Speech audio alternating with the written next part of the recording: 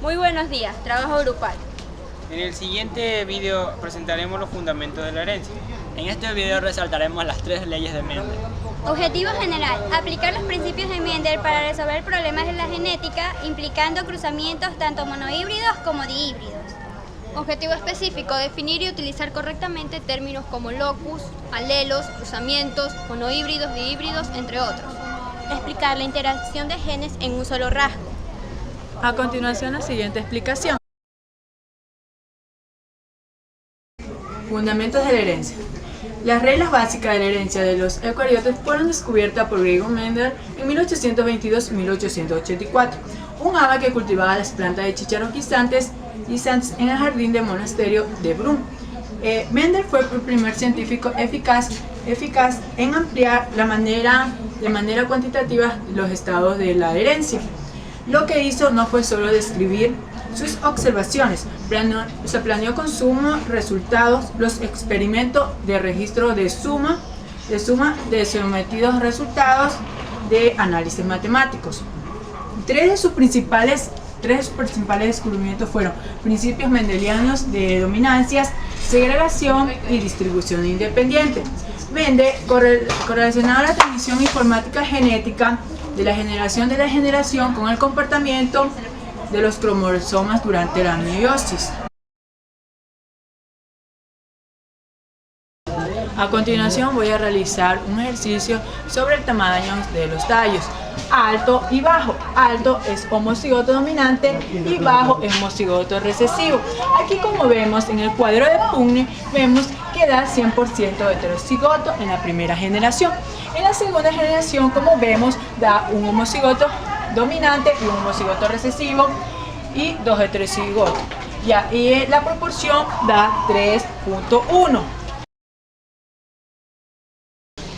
Los alelos ocupan losis correspondientes en cromosomas homólogos. Primero debemos de saber qué son cromosomas homólogos. Los cromosomas homólogos son aquellos que tienen las mismas características, es decir, que tienen la misma forma, tienen el mismo tamaño y asimismo también ambos van a tener el mismo número de genes. Un ejemplo podría ser el de los cromosomas sexuales femeninos, ya que estos son iguales, tienen las mismas características porque son XX. Se sabe que la cromatide está constituida por una sola molécula larga de DNA. De la misma manera, también se sabe que en los cromosomas homólogos encontramos genes similares o casi iguales, como anteriormente lo dije, y que estos se encuentran localizados en posiciones correspondientes. Para designar la localización de un gen específico en el cromosoma se utiliza el nombre o el término locus. Su plural es loci, es decir que el locus es aquel que va a determinar características, como por ejemplo podría ser el de una planta, va a determinar el color de la semilla, la forma de la semilla, así como también la forma de la vaina, entre otros. Se denomina alelo a los genes que rigen las variaciones de una misma característica y ocupan locis en cromosomas homólogos. A los alelos de un loci se les asigna una variante, es decir, una letra, los cuales vendría a ser como su simbología. A aquellos alelos que son dominantes se les asigna una letra mayúscula, mientras a los que son recesivos se les asigna la misma letra pero minúscula. A continuación les voy a explicar el siguiente problema, en donde vamos a deducir cómo será el color de una descendencia de ratones. Como vemos aquí, el color negro es el dominante y el color pardo es el recesivo, ya que el dominante tiene las letras mayúsculas, mientras que el recesivo tiene las letras minúsculas. En este caso, el negro es el de la madre, mientras que el pardo es el del padre. Y aquí realizamos un cuadro de Punnett para poder sacar proporciones, ya que el cuadro de Punnett es aquel que ayuda a predecir tanto características fenotípicas como genotípicas de un individuo o de sus descendientes. Y como vemos aquí, aún sigue dominando el color negro, ya que aquí, como vemos, las letras han sido mayúsculas. Y esta es la generación F1, mientras que ahora vamos a explicar la generación F2. Y aquí los resultados salen que hay 2 heterocigotos, ya que tienen alelos diferentes, y aquí hay 2 homocigotos, uno dominante y otro recesivo. Es decir, que van a haber 3 contra 1, ya que estos 3 aún siguen teniendo la dominancia y este de aquí es el recesivo. El fenotipo de un individuo, es decir, la parte física de un individuo no siempre va a deducir el genotipo, es decir, sus genes. Y para esto es que tenemos que realizar estos tipos de cruzamientos para poder obtener proporciones y de esta manera sacar una conclusión. La ley del producto predice la probabilidad combinada de acontecimientos independientes, es decir, que si la ocurrencia de uno no afectará al otro. Tenemos un ejemplo que en la familia ambos progenitores son heterocigotos y desean saber la probabilidad de tener un hijo homocigoto recesivo. Pues bien, la probabilidad será el 1/2, que será multiplicado 1/2 por 1/2, dará igual a 1/4, que en forma decimal será el 25% de tener un hijo homocigoto recesivo. Por otra parte tenemos la ley de la suma, que es la que predice la probabilidad combinada en acontecimientos mutuamente excluyentes. Es decir, que la ocurrencia de uno puede impedir el otro resultado. Tomando el mismo ejemplo, solo que en la ley de la suma se desea saber cuál es la probabilidad de tener un hijo heterocigoto. Pues la probabilidad será de 1/4 más 1/4 saldrá 1/2 y esta será la probabilidad de obtener el 50% un hijo heterocigoto. Al trabajar con probabilidades es importante tener en cuenta, ya que muchos de nosotros olvidamos, y es decir que el azar no tiene memoria, estamos diciendo que significa acontecimientos que son verdad fortuitos. Un cruzamiento de híbrido es el de individuos que poseen alelos diferentes en 2 locis. En los cruzamientos como un híbrido sencillo participa un par de alelos que representan un solo locus. Mendel también analizó estos cruzamientos que implican alelos representativos de 2 o más locis. El principio de la distribución independiente establece que los alelos de diferentes locis se distribuyen al azar en los gametos. El orden lineal de genes cercanos en un cromosoma puede mapearse mediante el cálculo de la secuencia de entrecruzamiento. Los cromosomas se heredan por unidades, se aparean y se separan mediante la meiosis, de modo a que todos los alelos de diferentes locis de un cromosoma dado tienden a heredarse juntos.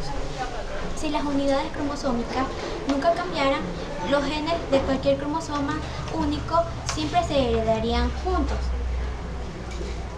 Se le llama cruzamiento de prueba de 2 puntos porque participan alelos de 2 locis. Si los locis que rigen estas características no estuvieran ligados, los alelos de cruzamiento independiente durante la meiosis, el progenitor heterocigoto producirá 4 tipos diferentes de gametos, que son los 2 heterocigotos, el homocigoto dominante y el homocigoto recesivo, en cantidades iguales. Como resultado de distribución independiente, se producen nuevas combinaciones de genes no presentes en la generación paterna. Cualquier proceso que produzca nuevas combinaciones de genes se denominará recombinación. En nuestro ejemplo, los heterocigotos ambos son gametos recombinantes, mientras que los otros 2 tipos de gametos, el homocigoto dominante y el homocigoto recesivo, se le llaman gametos porque son idénticos a los gametos producidos por la generación P. Si los locus estuvieran ligados por completo, no ocurriría el intercambio de segmentos cromosómicos. En este caso, los individuos de generación 1, que son heterocigotos, solo formarían gametos parentales. Las 2 clases de descendencia tipo parental con fenotipos idénticos a la generación P se producirían en cantidades iguales. Recuérdese que un gameto recombinante es uno que contiene una sola combinación de genes que no estaba presente en la generación parental P. Y que si los locis no están ligados, se producirá la recombinación por distribución independiente. La distancia genética entre 2 locis y un cromosoma se mide en unidades de mapa o unidades de recombinación, que constituyen una medida de porcentaje de entrecruzamientos entre dos locos. ¿Cómo se relaciona el principio mendeliano de distribución independiente con el comportamiento de los cromosomas en la meiosis? La distribución independiente ocurre solo si los alelos de un locus están en un par de cromosomas homólogos y los alelos de otros locus están en un par de homólogos distintos. Dado que si estas dos orientaciones ocurren al azar, aproximadamente la mitad de las células meióticas tienen la primera orientación y la otra mitad tienen la segunda, de lo que resulta una proporción global 1, 1, 1, 1 para los 4 tipos de gametos. ¿Cómo resolver problemas sobre la genética? Los problemas mendelianos son muy sencillos y estos no son más que acertijos que tienen que seguir varias reglas para poder resolverse. Hay que tener claro que todo empieza con la generación parental, seguida por la generación filial 1, que van a ser los hijos de la generación parental, y la filial 2, que van a ser los nietos de esta. Para no confundirnos, debemos establecer las variantes y una debe ser dominante. Esto va a decir que va a ser el alelo que se va a representar o se va a manifestar de mejor forma, y el recesivo que va a estar ahí presente pero no se va a manifestar. Luego de esto hay que tener o establecer los genotipos ya tanto de la madre como del padre, para así poder usarlos en el cuadro de Punnett. Se dice que el cuadro de Punnett es una de las partes más importantes del tema, ya que al tenerlo podemos cruzar estos genotipos y obtener un resultado de las preguntas planteadas en ella. Muy a menudo, a partir de los genotipos de los padres, se puede deducir los fenotipos que van a tener sus descendientes. Por ejemplo, esta mariposa con manchas azules, el alelo va a ser R mayúsculo y va a representar a sus manchas azules, y estas van a ser dominantes sobre las manchas negras. Digamos que esta mariposa se va a parear con 3 más, la A, la B y la C. Si se parea con la mariposa A, va a tener un 75% de probabilidad de que sea azul, ya que en el cuadro de Punnett se puede comprobar esto. Si esta mariposa se parea con la mariposa B, va a tener mayor probabilidad de ser, o la mitad, de ser una mariposa con manchas negras. Mientras que si ella se aparea con la mariposa con manchas azules, va a tener 2 a 2 la probabilidad de tener manchas azules o manchas negras, ya que también se puede dar el caso de que el alelo recesivo haga efecto y se manifieste en esta mariposa. La determinación del sexo, por lo general, depende de cromosomas sexuales especiales. Las hembras se dice que son homogaméticas, ya que estas cuentan con un cromosoma X y el otro también X, es decir, 2 cromosomas X. Mientras que los varones van a contar con un cromosoma X y uno Y. A estos se los van a llamar heterogaméticos. El cromosoma Y es el que va a ser el responsable o el que va a determinar la masculinidad. Se dice que ellos o todos los individuos tenemos 22 pares de cromosomas somáticos y un par de cromosomas sexuales que determinan nuestro sexo. Todos los óvulos contienen cromosomas X, mientras que los espermatozoides van a tener mitad de cromosomas X y Y. El espermatozoide es el que va a determinar el sexo, ya que si una carga viene con cromosomas X, obviamente el cigoto va a salir femenino, pero si el espermatozoide es Y al juntarse con el óvulo, va a ser un cigoto femenino. Herencia intermedia. La dominancia no es siempre completa. Según los estudios sobre la herencia, un miembro de un par de alelos no siempre va a ser dominante sobre el otro. Por ejemplo, el alemán Karl Correns, que fue el primero que hizo un entrecruzamiento entre una planta roja, una flor roja y una flor blanca, de que son comunes en Japón. Bueno, aquí tenemos lo que es la flor roja, que en la herencia intermedia no va a haber ni un dominante ni un recesivo. La flor roja la vamos a poner con 2 R mayúsculas, la flor blanca con 2 R minúsculas. Realizando el cuadro de Punnett de la generación filial 1, tenemos el cuadro de Punnett y lo realizamos.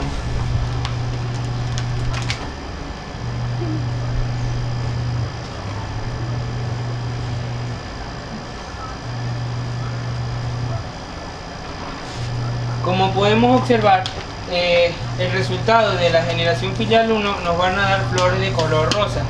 La herencia intermedia nos quiere explicar que como no hay ni un dominante ni un recesivo, los colores se van a mezclar y van a salir 100% heterocigotos, flores de color rosa. Bueno, aquí vemos un modelo simplificado de la herencia poligénica. Como vemos, estos son los gametos de los espermatozoides y estos son los gametos de los óvulos. Aquí, cada uno al unirse van a salir hijos de colores intermedios. Los gametos con mayúsculas son del tono oscuro, pero no son dominantes. Y los de tono minúscula son de tono claro. Vamos a hacer el cruzamiento. Si unimos el primer espermatozoide con el primer óvulo, quedaría una pareja de 2A con 2B y 2C mayúsculas. Entonces, esto va a ser un homocigoto dominante, por lo cual saldría con un tono oscuro. En el segundo cruzamiento vamos a unir 2A, 2B y van a haber una C mayúscula y una C minúscula. Por lo tanto, de los tres pares, uno va a ser heterocigoto, por lo cual hay posibilidades de que el niño salga con un color intermedio. Al momento de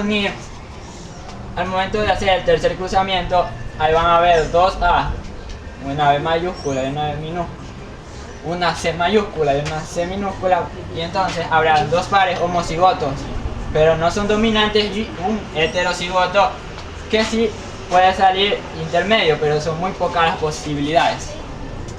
Al momento de hacer un cuarto cruzamiento, las posibilidades van a ser más grandes. Tenemos un par heterocigoto y los otros dos son homocigotos, pero el par de 2B y de 2C van a ser recesivos, ya que no son dominantes. Y así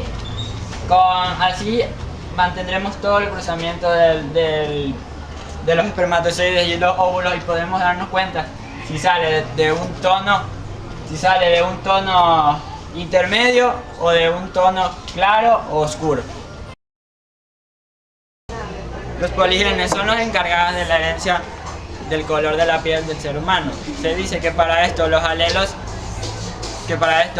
se caracterizan en homocigotos y heterocigotos, para así revelar las características del cuerpo o del ser humano.